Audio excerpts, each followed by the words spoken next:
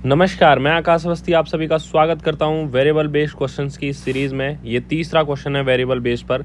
SBI PO mains के लिए भी और आईबीपीएस पीओ के लिए भी ये काफ़ी इम्पोर्टेंट है और तमाम एग्ज़ाम जो बैंकिंग फील्ड से रिलेटेड है उनमें काफ़ी अच्छे स्तर से ये सवाल पूछा जाता है और पिछले 1-2 साल में ही आना शुरू हुआ है। एसएससी सीजीएल में भी ऐसे सवाल दिख सकते हैं आने वाले टाइम में, तो आप लोग तैयार रहें। क्या कहना चाह रहा है क्वेश्चन देखिए। शुभम ने 4 वर्षों के लिए 11% साधारण ब्याज दर पर x रुपये और 2 वर्षों के लिए 10% वार्षिक चक्रवृद्धि ब्याज पर y रुपये निवेश किया।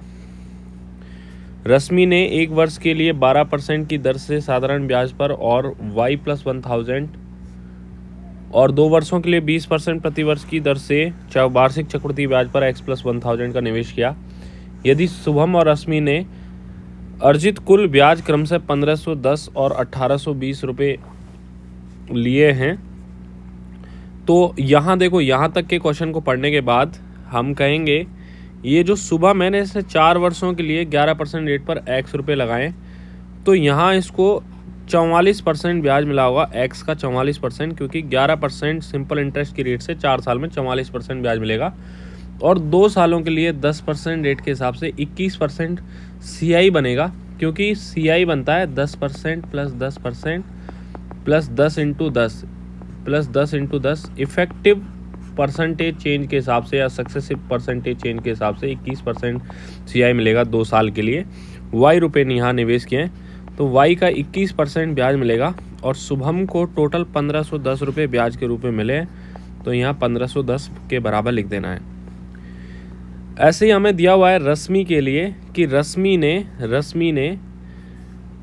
12.5% की रेट से y + 1000 रुपीज़ 12.5% रेट के हिसाब से 1 साल के लिए ब्याज बनेगा 12.5% ही, और 2 सालों के लिए 20% रेट से वार्षिक चक्रवृद्धि ब्याज पर x + 1000 का निवेश किया है, तो x + 1000 रेट के x + 1000 के अकॉर्डिंग और 2 साल में 20% का इसी फॉर्मूले के हिसाब से 44% ब्याज बनेगा और इसने कुल 1820 रुपये ब्याज के रूप में प्राप्त किए।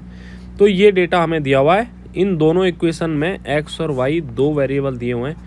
ध्यान से देखने पर x और y को सॉल्व करेंगे हम और x और y की वैल्यू निकालेंगे हम दोनों इक्वेशन से।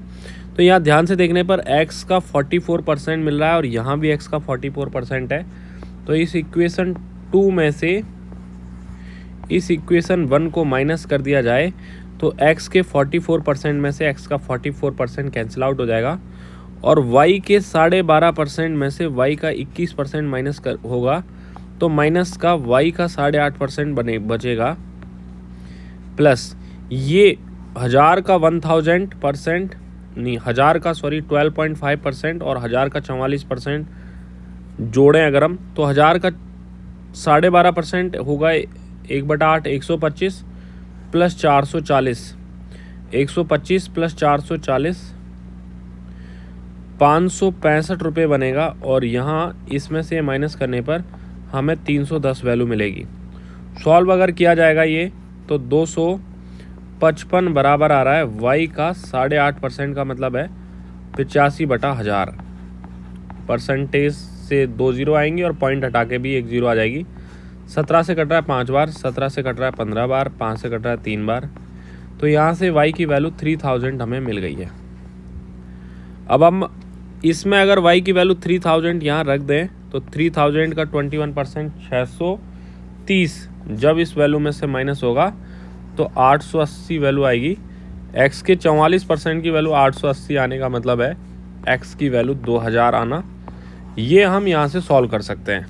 इसके बाद सवाल पूछा है कि निधि द्वारा अर्जित ब्याज ज्ञात कीजिए यदि उसने 3 सालों के लिए 12% की साधारण ब्याज दर पर x + y रुपये का निवेश किया हो। x + y यानी कि 5000 रुपये 3 साल के लिए 12% रेट के हिसाब से 36% ब्याज देंगे और 5000 का 36% 1800 रुपये ब्याज मिल जाएगा। ये है सवाल। आप फिर से देखना, थोड़ा टफ कैलकुलेशन भी है और थोड़ा सा घुमाता है सवालों को, वेरिएबल बेस्ड क्वेश्चंस को। ऐसे सवाल देखने को मिलते हैं दोबारा देखो वीडियो, 3 बार देखो, फिर नहीं समझ में आता कमेंट करो, फिर से मैं बताऊंगा, ठीक है, लेकिन आपको समझनी है। Thank you.